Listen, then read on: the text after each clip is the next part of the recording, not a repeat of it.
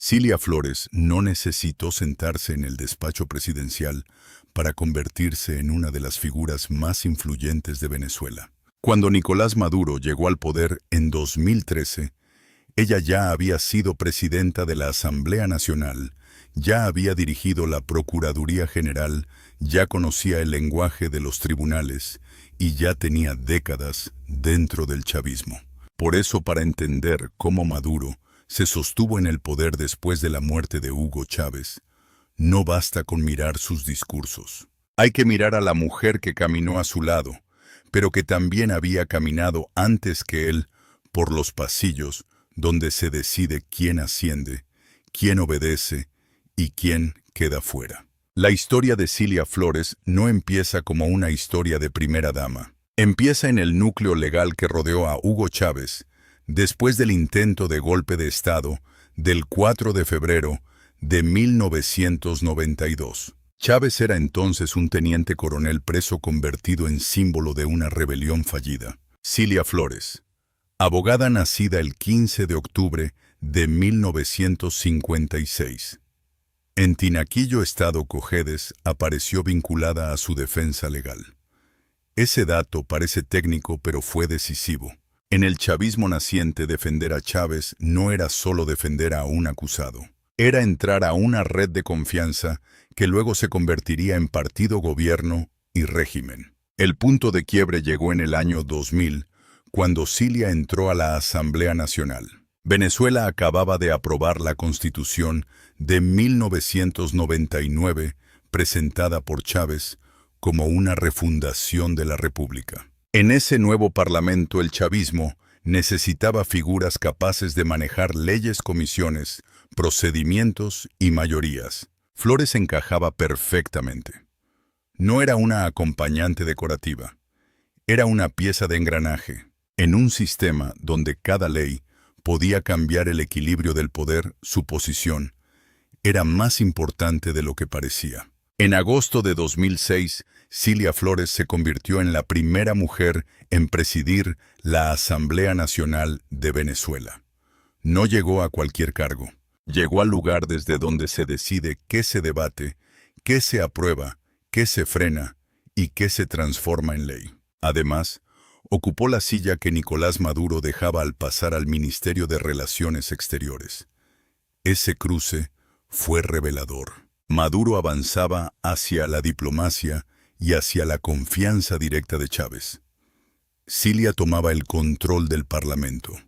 No era una escena casual. Era la fotografía temprana de una pareja política moviéndose en paralelo dentro del mismo sistema. Luego llegó otro cargo sensible. En enero de 2012, Cilia Flores fue designada Procuradora General de la República. Si la Asamblea representaba la producción de leyes, la Procuraduría representaba la defensa jurídica del Estado. En un país cada vez más polarizado con denuncias internas, demandas y choques entre gobierno y oposición, tener a una figura de absoluta confianza en ese puesto era estratégico. Cilia no era una acompañante política, era una guardiana legal del proyecto chavista. El 5 de marzo de 2013 murió Hugo Chávez. Venezuela entró en una etapa de incertidumbre. Nicolás Maduro, elegido por Chávez, como sucesor, asumió primero de forma interina y luego ganó las elecciones presidenciales del 14 de abril de 2013 frente a Enrique Capriles por un margen estrecho. Esa victoria fue cuestionada por la oposición y abrió una crisis de legitimidad desde el primer día. Maduro necesitaba algo más que el cargo. Necesitaba estructura, disciplina interna, memoria del movimiento y redes de confianza. Cilia Flores estaba exactamente en ese lugar. En julio de 2013, Maduro y Cilia Flores se casaron públicamente. Pero para entonces su relación ya no podía entenderse solo como una historia sentimental. Era también una alianza de poder. Maduro venía de un perfil popular y sindical, había sido conductor de autobús, dirigente laboral, diputado canciller y heredero de Chávez. Cilia venía de otra ruta, la del derecho. el Parlamento la Procuraduría y la operación interna. Uno tenía la voz pública del sucesor.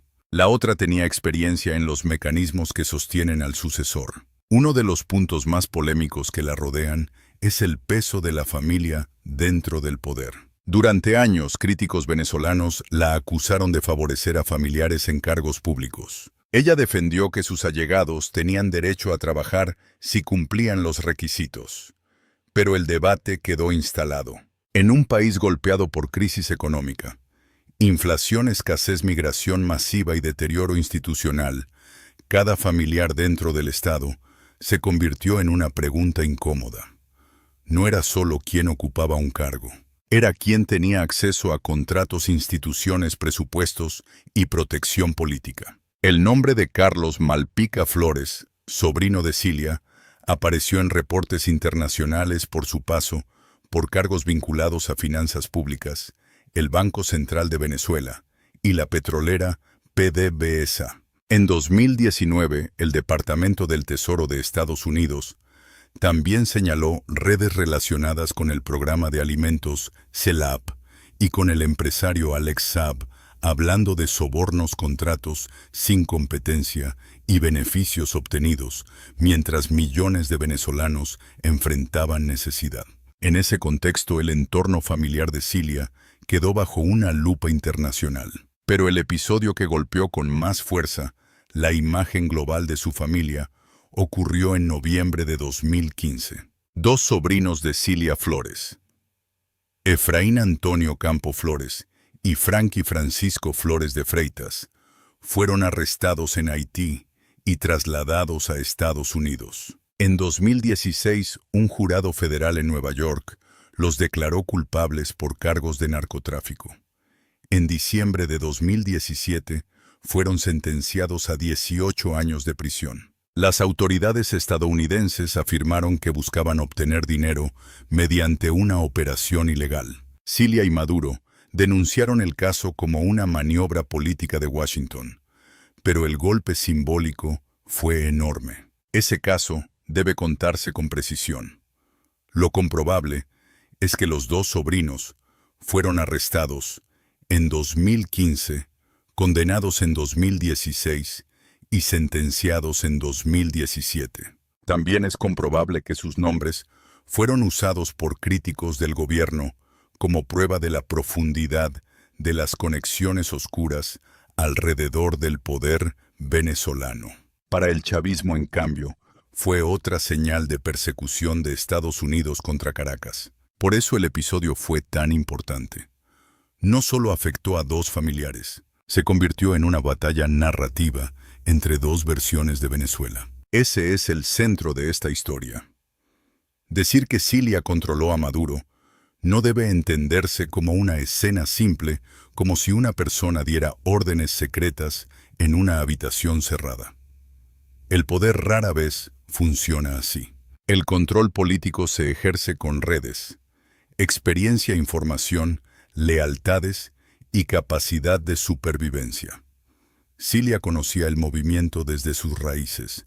Había trabajado cerca de Chávez, había dirigido la Asamblea, había ocupado la Procuraduría y había tejido relaciones dentro del partido. Maduro, al llegar a la presidencia, necesitaba exactamente eso. Maduro tenía el cargo más visible. Cilia tenía una autoridad acumulada durante años. Maduro podía hablar durante horas en televisión. Cilia podía moverse con discreción entre cuadros políticos, abogados, legisladores y operadores del partido. Maduro heredó el símbolo de Chávez. Cilia había estado presente en la construcción legal e institucional de ese símbolo.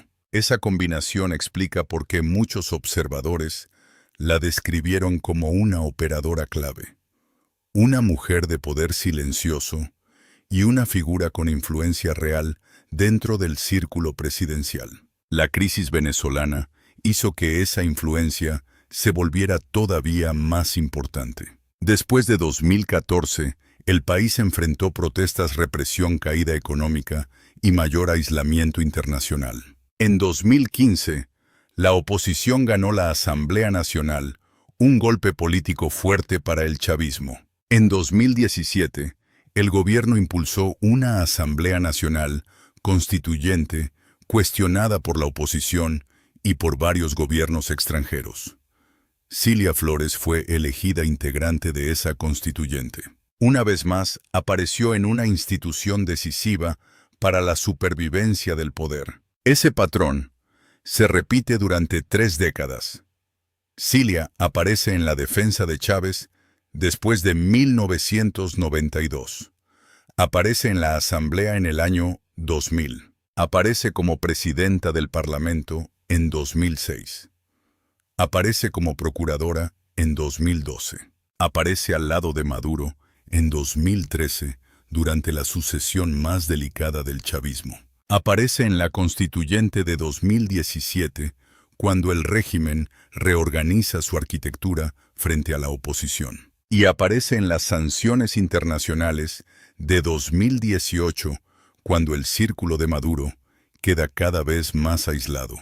No es una figura accidental, es una constante. También hay que mirar el tipo de poder que representa. No es el poder carismático de Chávez, capaz de dominar emocionalmente una multitud. No es el poder verbal de Maduro construido en actos oficiales y transmisiones televisivas. Cilia representa un poder más frío.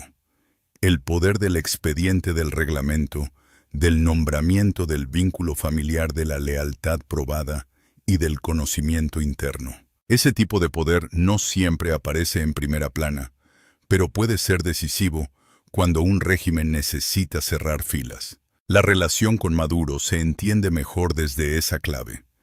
Él llegó a Miraflores como heredero de Chávez, pero también como dirigente obligado a sobrevivir sin el carisma del fundador. Desde el primer día, enfrentó la comparación con Chávez, la presión económica, la fractura social y el rechazo de buena parte de la comunidad internacional. Cilia podía ofrecerle algo que pocos tenían: memoria interna del movimiento, experiencia legal, control parlamentario acumulado y una red de lealtades. En otras palabras, ayudaba a convertir una sucesión frágil en una maquinaria de resistencia. Esto no significa que Cilia fuera la única responsable de las decisiones de Maduro.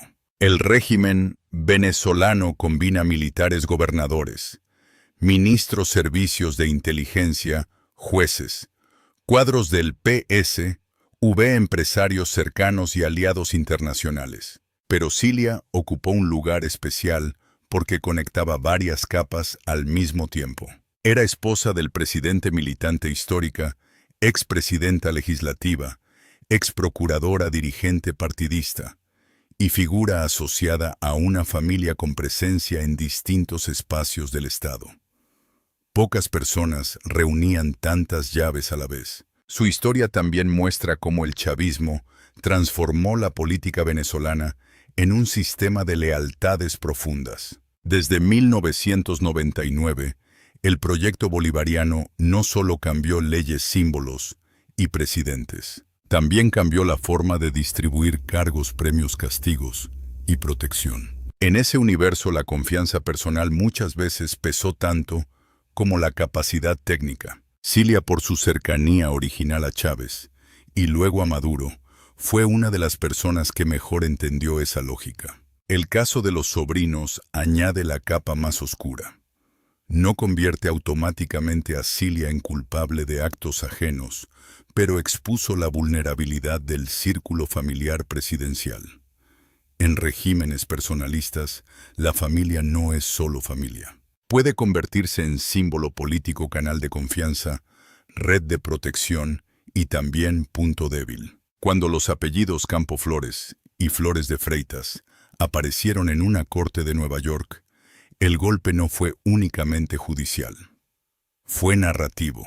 Mostró que el apellido Flores podía viajar desde los salones del poder hasta los expedientes penales internacionales. La pregunta no es si Cilia mandaba más que Maduro en cada decisión.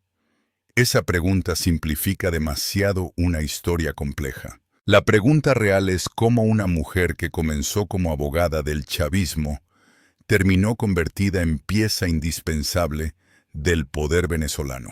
La respuesta está en su trayectoria. Ella entendió temprano que el poder no solo se gana en elecciones, también se gana en tribunales, reglamentos, comisiones, firmas, nombramientos y lealtades que no aparecen en cámara. Para sus críticos, Cilia Flores simboliza el cierre de una élite revolucionaria que prometió igualdad y terminó rodeada de privilegios, sanciones y acusaciones. Para sus seguidores representa lealtad histórica, resistencia y continuidad frente a ataques externos. Pero incluso esas dos visiones opuestas coinciden en algo: nadie puede contar la historia de Maduro sin contar la historia de Cilia. Cilia Flores no construyó su poder con un solo cargo, lo construyó por acumulación. Un caso legal en los años 90, un escaño parlamentario en 2000, una presidencia legislativa en 2006, una procuraduría en 2012, un matrimonio presidencial en 2013, una constituyente en 2017, una sanción internacional en 2018, un apellido golpeado por uno de los casos judiciales más comentados de la familia Maduro Flores. Cada elemento por separado podría parecer insuficiente. Juntos forman el retrato de una mujer que no estuvo cerca del poder, estuvo dentro del poder. Esa es la razón por la que su figura sigue provocando fascinación y rechazo. Cilia Flores encarna una pregunta incómoda para cualquier país. ¿Cuánto poder puede tener alguien que no siempre ocupa el primer lugar, pero que conoce todos los pasillos que llevan hasta él? En Venezuela esa pregunta tiene nombre propio, y ese nombre es Cilia Flores. Para entender el régimen de Maduro, hay que mirar más allá del hombre que aparece en los actos oficiales. Hay que mirar a la abogada que defendió a Chávez, a la legisladora que presidió la asamblea, a la procuradora que defendió al Estado, a la esposa que se convirtió en primera combatiente y a la operadora política que atravesó 3 décadas de chavismo sin desaparecer. Allí está la clave. Maduro pudo tener la banda presidencial, pero Cilia Flores tuvo algo igual de poderoso: la memoria, las redes y la paciencia de quien entiende que el control no siempre se anuncia. A veces se ejerce en silencio.